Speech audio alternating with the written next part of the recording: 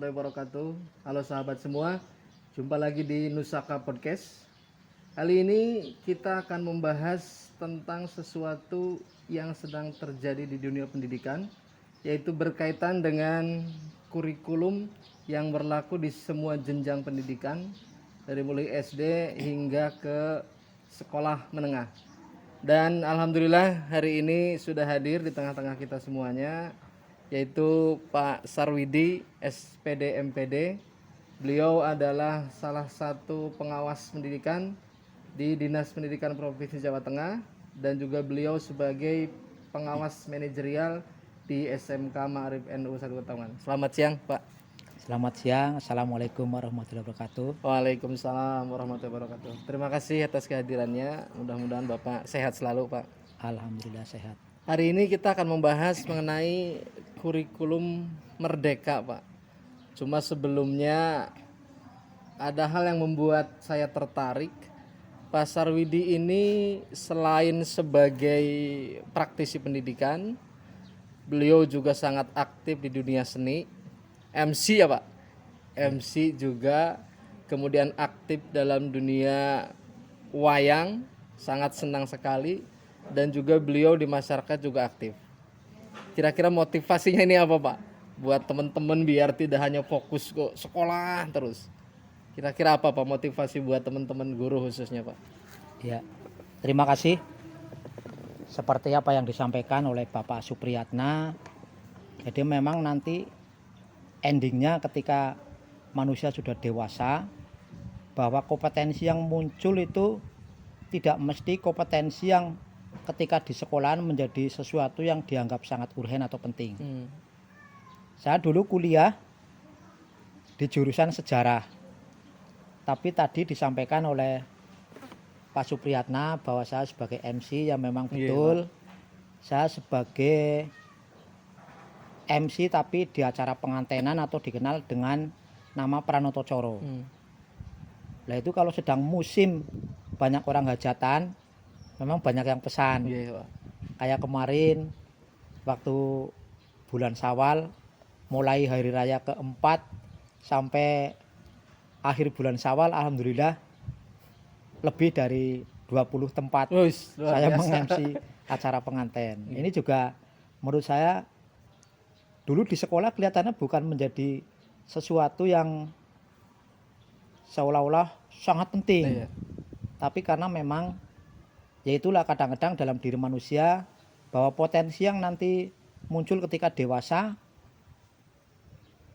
menjadi dominan karena mungkin itu memang sudah bakat seseorang. Tapi ya dulu memang ada guru mapel bahasa Jawa yang istilahnya kayak memberikan warning bahwa karena saya mau jadi guru diharapkan harus bisa pidato bahasa Jawa. Karena nanti seorang guru di desa biasanya selalu kepake. Nah itu salah satu manfaat yang saya petik sekarang adalah seperti itu. Makanya ini berkaitan dengan kurikulum baru atau yang dikenal dengan kurikulum merdeka. Jadi harapannya pemerintah memang memberikan kebebasan kepada sekolah untuk mampu mengembangkan potensi yang ada pada anak.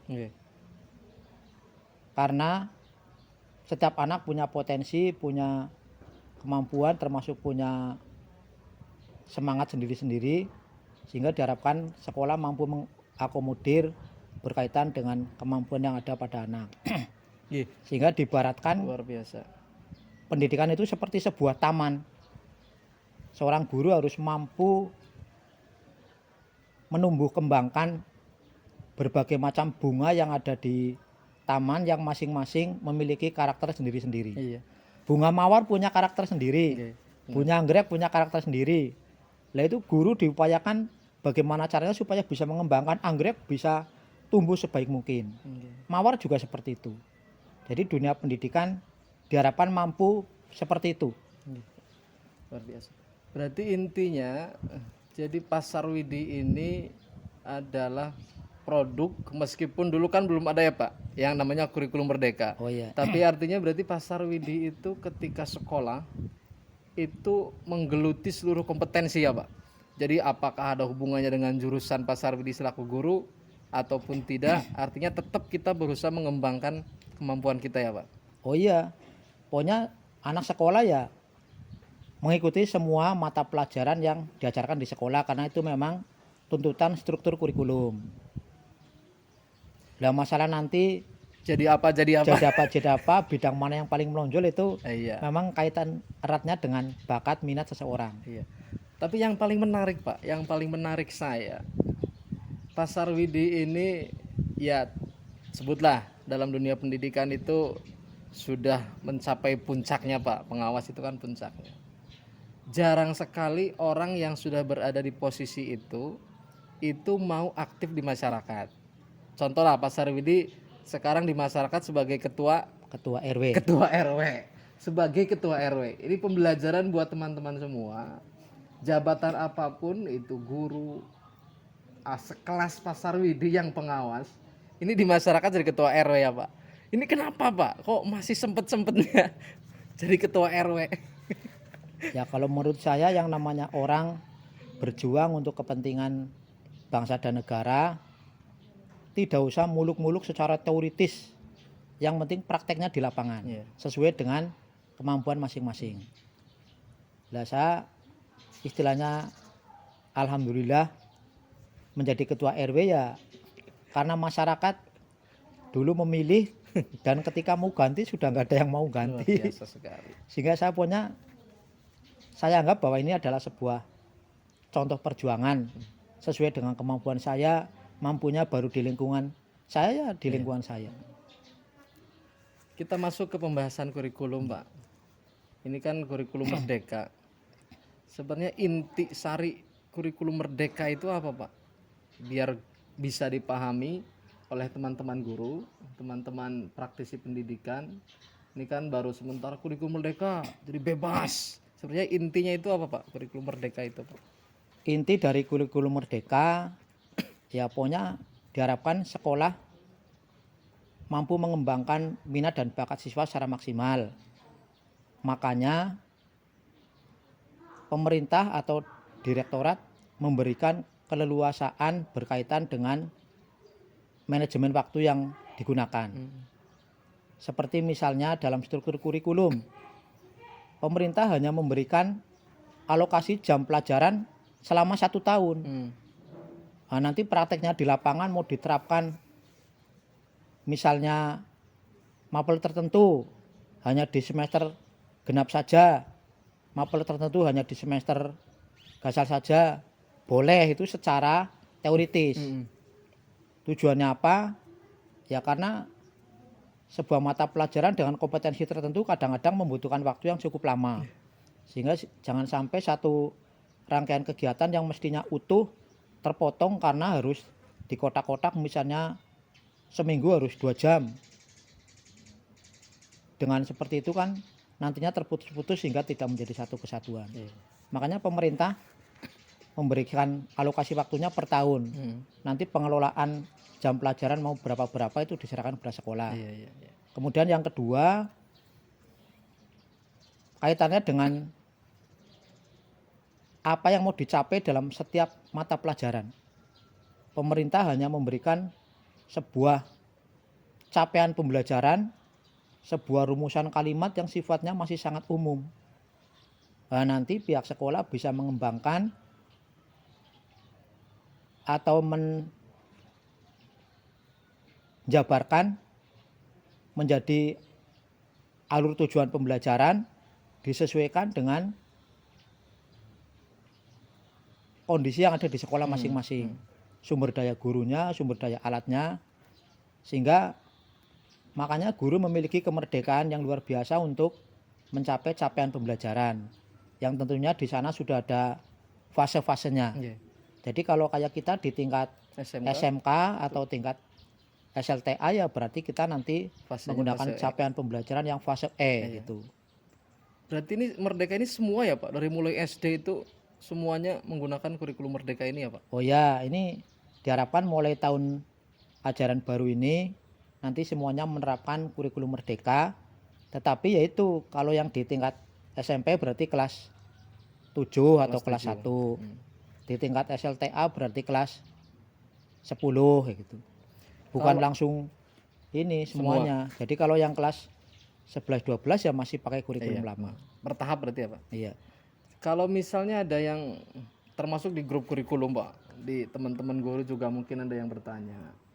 Jadi haruskah Pak kurikulum ini diganti lagi menjadi kurikulum merdeka? Jadi seolah-olah muncul di dunia pendidikan itu ketika kita ganti menteri, artinya ganti kurikulum. Ini haruskah Pak secepat ini kita ganti kurikulum menjadi kurikulum merdeka?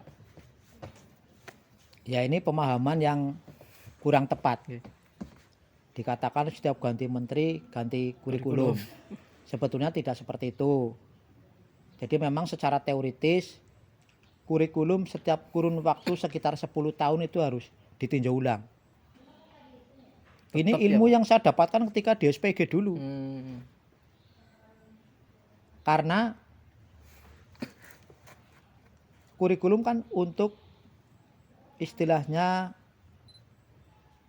apa ya, mewadahi perkembangan yang ada di masyarakat. Biasanya 10 tahun sudah terjadi sesuatu yang sangat urgen, makanya kurikulum yang nantinya akan dilaksanakan di sekolah sebagai pintu gerbang perubahan ya mestinya ditinjau ulang. Tapi yang namanya diganti bukan berarti diganti total yang tadinya tidak ada langsung ada. Intinya sebetulnya hanya penyempurnaan. Cuman pakai istilah baru. Kurikulum Misalnya merdeka. kayak dulu ada kurikulum KBK. Oke, 2004 Iya, kemudian ganti dengan KTSP. TSP. Sekarang dengan KUSP atau dengan kurikulum merdeka. Tapi sekarang juga masih KTSP berarti ya Pak? Kalau kurikulumnya masih KTSP berarti ya Pak? Kalau yang ya sebetulnya Namanya masih ya? tetap ya KTSP yang disempurnakan, cuman untuk dokumennya ada perbedaan istilah. Sekarang namanya Kalau dokumen 1 dulu kan KTSP, yang kurikulum merdeka namanya KOSP. Kurikulum Operasional Satuan Pendidikan. Oh iya, iya. Terus administrasi guru juga sedikit berbeda. Yang tadinya RPP sekarang lebih dikenal dengan modul ajar. Oh, Kalau yang dulu silabus sekarang dikenal dengan capaian pembelajaran dan alur tujuan pembelajaran. ya terkait dengan RPP Pak, termasuk saya sendiri itu waktu mendengar kurikulum merdeka itu ada kekhawatiran di pembuatan administrasi pembelajaran, termasuk RPP. Kita harus nyari contoh lagi, download lagi. Tapi sebenarnya itu sudah ada ya Pak, yang disediakan pemerintah ya, contohnya ya Pak. Ya. Ya, jadi memang salah satu kekhawatiran dari guru-guru dengan munculnya kurikulum baru dikhawatirkan nanti memberatkan dalam Iya. bidang administrasi pembelajaran. Apalagi dulu ketika Pak Menteri awal menjabat kan ada edaran RPP cukup 1 lembar. Itu sebetulnya bukan cukup 1 lembar, boleh 1 lembar. benar. Karena nanti di samping 1 lembar ada lampiran-lampiran. Iya. Dan ini di kurikulum baru malah bisa 15 lembar. Ya bisa. Karena modul ajar juga terdiri dari beberapa komponen-komponen yang istilahnya harus diisi. Sesuai dengan capaian pembelajaran, yang kemudian di breakdown ke bawahnya ada alur tujuan pembelajaran, kemudian dibuat modul ajar. Jadi kalau kita uraikan ya sebetulnya panjang, cuman direktorat atau kementerian sudah menyiapkan contoh-contohnya. Iya. Contoh-contohnya berarti ya Pak, ya, Bapak sehingga Ibu guru. Bapak dan Ibu guru tidak perlu khawatir. Tapi itu dengan catatan, kalau kira-kira Bapak Ibu melihat contohnya kurang sreg atau dianggap kurang bagus, Tinggal dimodif lagi bisa ya Pak. dimodif. Yang penting pertama istilahnya di download, kemudian diedit. Oke. Syukur setelah Bapak Ibu melakukan IHT karena memiliki pemahaman yang bagus, kemudian membuat sendiri akan lebih bagus. Kalau CP-nya jelas sudah istilahnya pakai dari kementerian atau dari direktorat, itu CP-nya. Nanti Capaian penjabarannya, pembelajaran itu ya Pak. iya, capaian Silabus berarti ya, Pak, pembelajaran, sebenarnya iya, silabus. itu udah dari sananya. Lah itu nanti tinggal kreativitas Bapak Ibu. Kalau misalnya kemudian bisa membuat sendiri kaitan dengan beberapa poin seperti pembelajaran bermakna, seperti kalimat pemantik, pertanyaan pemantik itu, monggo itu Bapak Ibu mungkin bisa membuat sendiri lah. Ini yang yang mungkin kemerdekaannya di situ. Iya. Kemudian yang berikutnya ini Pak, terkait dengan keresahan teman-teman khususnya yang PNS atau yang sudah sertifikasi, dengan adanya kurikulum merdeka ini itu ada perubahan di struktur kurikulum. Nah, perubahan struktur kurikulum otomatis akan berpengaruh terhadap mata pelajaran dan jumlah jamnya. Nah, kekhawatiran teman-teman PNS dan juga yang sertifikasi, jadi dengan adanya perubahan ini akan berdampak terhadap jumlah jam, Pak, yang nanti mengingat sesuai dengan undang-undang kan itu harus 24 jam. Itu kekhawatiran itu gimana, Pak? Oh ya, terima kasih. Ini seperti tadi sudah kita pelajari bersama. Misalnya ini ya, Nggih. seperti pendidikan Pancasila. Itu 1 tahun hanya 54 JP ya. Nggih, 54 CP. Itu kalau diturunkan dibagi menjadi setahun 50 minggu berarti seminggu hanya 1 JP. Iya. Termasuk sejarah juga begitu. Iya, secara sama Sejarah, terus kemudian seni budaya budaya. juga seperti itu. Ini memang ada kekhawatiran bagi guru-guru yang tadinya mengajar katakan aja seminggu minimal 24 jam, nanti mungkin bisa kurang dari itu, sehingga khawatir terhadap tidak cairnya tunjangan profesi misalnya. Tapi ini sudah dipesankan oleh Mas Menteri, kita nggak usah khawatir, nanti mesti ada kebijakan baru yang tidak akan merugikan pendidik. Iya. Karena tugas pendidik yang penting melaksanakan tupoksinya sebagai pendidik di hadapan para siswanya. Yang intinya biar siswa bisa maksimal perkembangan kompetensinya. Jadi guru istilahnya tidak usah resah lah. Jadi mudah-mudahan tidak ada guru yang kekurangan jam ya Oh, Pak. ya. Nanti nyari ke sekolahan yang lain. buat Kelihatannya ini memenuhi. nggak sampai Ya, seperti itu. mudah-mudahan. Apalagi nanti kan ada proyek penguatan profil pelajar Pancasila ini yang juga menjadi istilahnya salah satu ciri khas kurikulum merdeka. Sebenarnya ini sama dengan karakter ya Pak. Dari P5 ya Pak ini ya. Oh ya, P5 sama dengan pembentukan karakter ya karakter, Pak. ya. Karakter siswa. Cuman di situ disebut dengan istilah dimensi. Dimensi. Iya, misalnya dimensi kebinekaan global, Oke. dimensi bernalar kritis, dimensi gotong royong. Gotong Ini royong. sebetulnya ya sama dengan nilai-nilai karakter yang Nilai-nilai dulu pernah kita kembangkan, kita masukkan ke dalam masing-masing mapel yang jumlahnya ada 18 atau Iya. berapa itu. Terima kasih Pak. Ya, Jadi sebenarnya banyak sekali hal-hal yang kita ingin tanyakan ke Pak Sarwidi ini, mengingat beliau sangat luar biasa sekali. Selain sebagai praktisi pendidikan, beliau juga sangat aktif sekali di masyarakat. Hal ini yang bisa menjadikan motivasi untuk kita semua. Namun karena waktu memang yang sangat terbatas, mohon Pak terakhir pesan-pesan untuk teman-teman guru terkait dengan kiprahnya di masyarakat, terkait dengan langkah atau sikap dalam menghadapi perubahan-perubahan kurikulum ini, agar kami yang muda-muda ini bisa menyikapi secara bijak perubahan-perubahan yang ada Pak. Monggo Pak. ya, terima kasih. Jadi dengan berlakunya kurikulum baru yang dikenal dengan kurikulum merdeka, pokoknya Bapak dan Ibu guru tidak usah resah.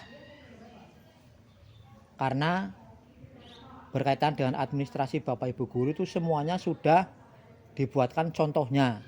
Bapak Ibu tinggal mendownload, kemudian mengedit, syukur bisa menyempurnakan. Kemudian yang lebih penting lagi bahwa Bapak Ibu dalam kegiatan pembelajaran yang penting bisa membuat siswa menjadi senang, kemudian kompetensinya bisa berkembang secara maksimal. Dan yang lebih penting lagi bahwa yang namanya mendidik anak, hasilnya itu tidak harus bisa dinikmati dalam waktu yang dekat, tapi jangka panjang. Makanya yang namanya investasi dunia pendidikan itu nanti dinikmati ya setelah anak terjun langsung di dalam masyarakat. Meskipun secara istilahnya instan, kadang-kadang juga orang tahu misalnya bahwa lulusan SMK ini anaknya begini-begini, bagus, prestasinya bagus, dilihat dari prestasi akademik maupun non akademik. Tapi yang secara komprehensif nanti ya ketika sudah dewasa.